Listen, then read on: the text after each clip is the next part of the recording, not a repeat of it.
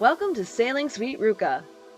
We are two racing sailors from the Midwest that decided to sell it all, buy a boat, and sail around the world the hard way via Cape Horn. We like to take the sea less traveled, so click subscribe and come along for the ride.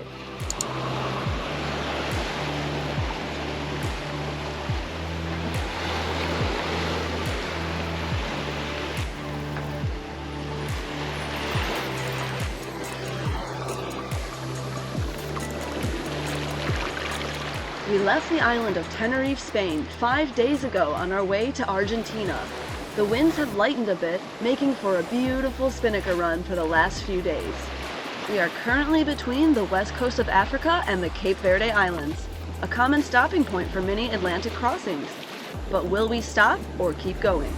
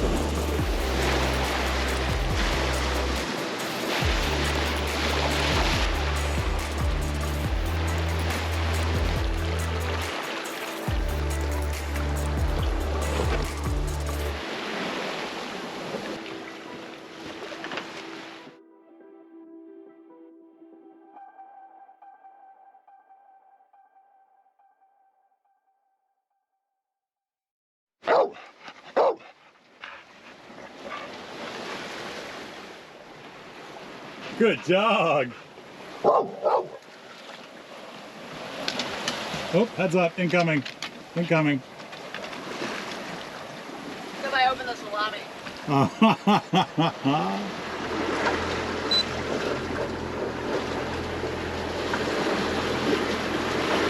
Land ho! I don't know if you can see it, but right there on the horizon is the island of Boa Vista of the Cape Verde Islands.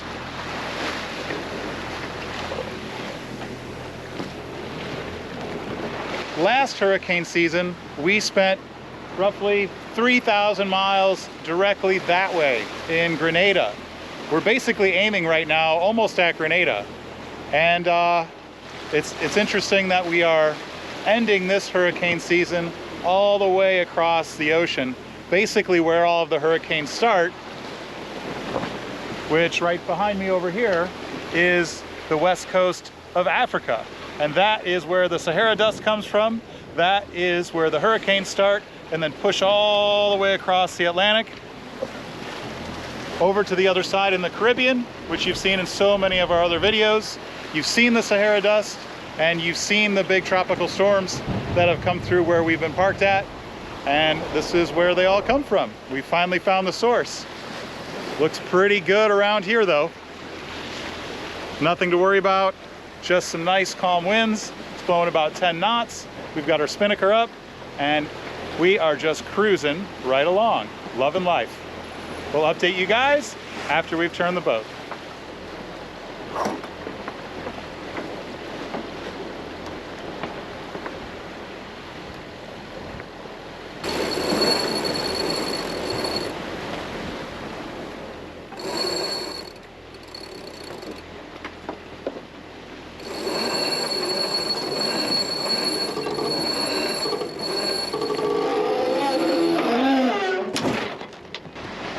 Let's show you what a bad gybe looks like. So I didn't get it sailed around the front. You see what happens. So the way to get this out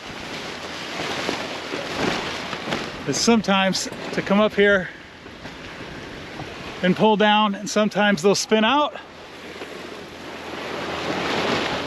There we go, he's starting to spin.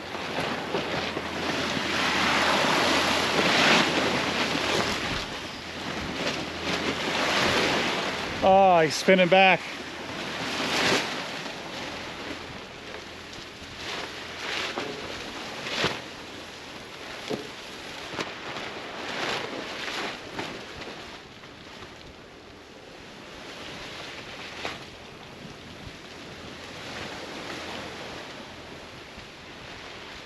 Sometimes things don't always go as planned, and we have to figure out how to fix it in the moment.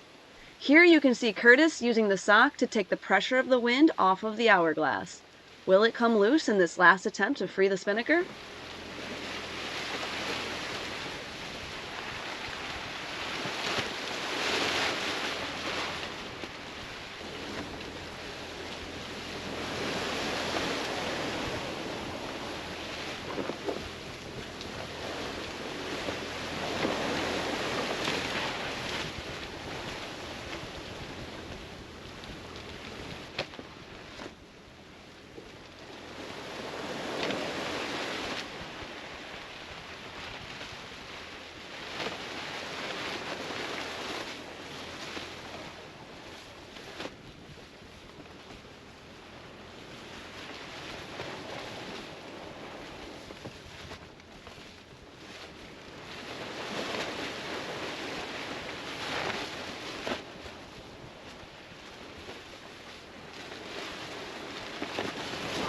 We got it. Finally untwisted. Now we just need to go raise the halyard a little bit.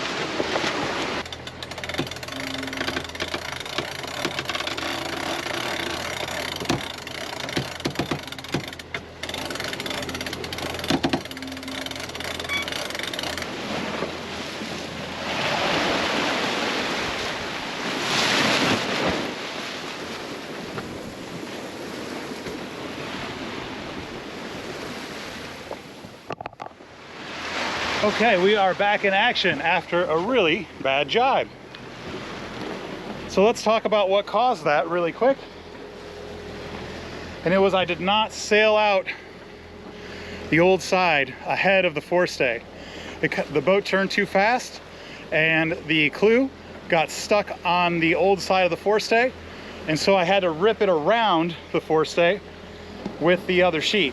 And once you do that, it starts to put a spin in the kite, and that's when the trouble happens. So we recovered. To recover that, it takes a little bit of work. The first way to get a little figure 8 or hourglass out of a kite is to pull on the clew. You saw me doing that. I pulled on the sheet and pulled on the clew down and forward. Sometimes we'll start to unwrap that. That didn't work for us. So the next thing that I did was went back and I eased the halyard some. By easing the halyard, we can allow the halyard to spin a little bit and get that twist out up at the very top. That didn't fully work either. The next thing that I could do, if we were on a race boat, would just be take the kite down, untwist it, reset it really quick. That's the fastest thing to do with a full crew. Short-handed like this with a sock, the next best thing was to work the sock down over the top of it and slowly work the sock down and then work the sock up, down, up, and then finally it allowed it to untwist. I did that with the halyard a little extended and with the sheet off a little bit as well. So that's it, we're back up and running.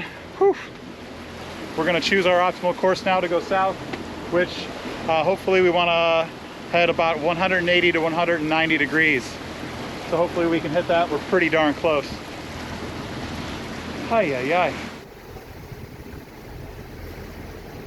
Now that we were jibed, we could relax a little and enjoy the sunset and the sound of the water going by the hull of Sweet Ruka.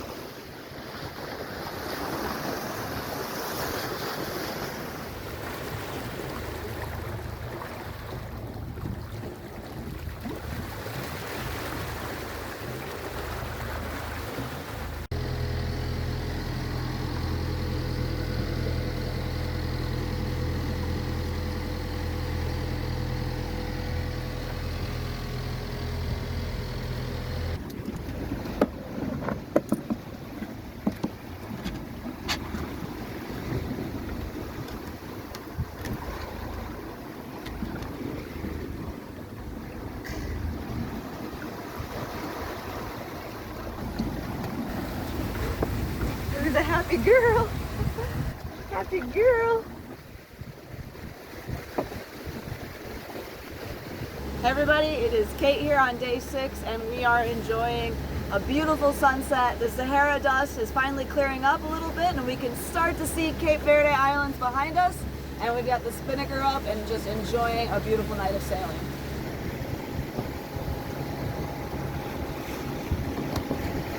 Anyways, it's just been a gorgeous day of sailing. We got some stern showers in, which I was excited about, if you can tell by my clean hair. And just feeling good and enjoying the sail of the spinnaker up. The motor is running because we are charging the batteries because of the Sahara dust, as I'm sure Curtis already told you. But we are enjoying sailing, so we're gonna keep moving past these islands and start heading west. See you guys tomorrow.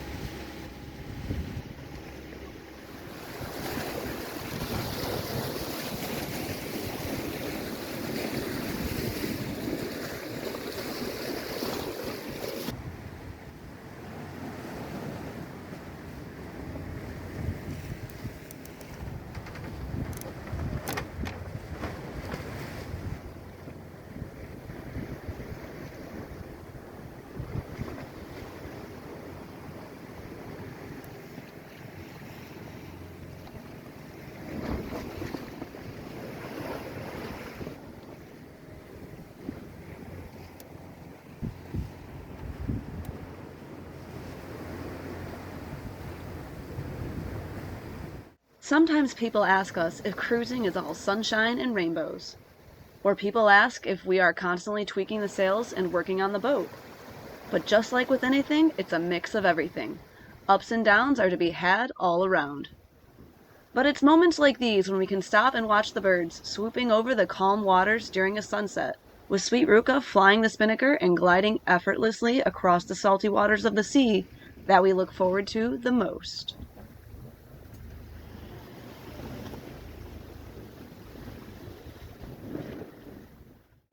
Got the spinnaker up and we're going for a beautiful sunset sail with our last view of land at the Cape Verde Islands. Check it out.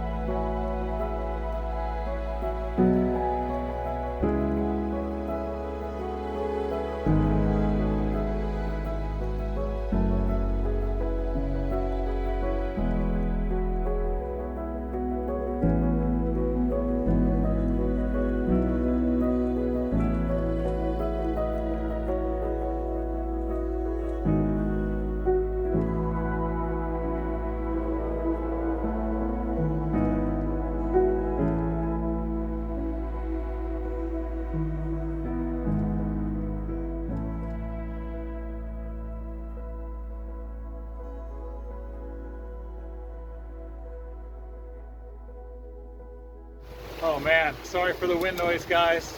This is the very last land that we're gonna see for another 2,000 miles. There's Kate over there. Roxy just did the business, so we're all set for the evening. And here we go, out into the open ocean, across the equator, and to South America. Bye, land! Bye! See you later, Cape Verde. One little lighthouse right up there.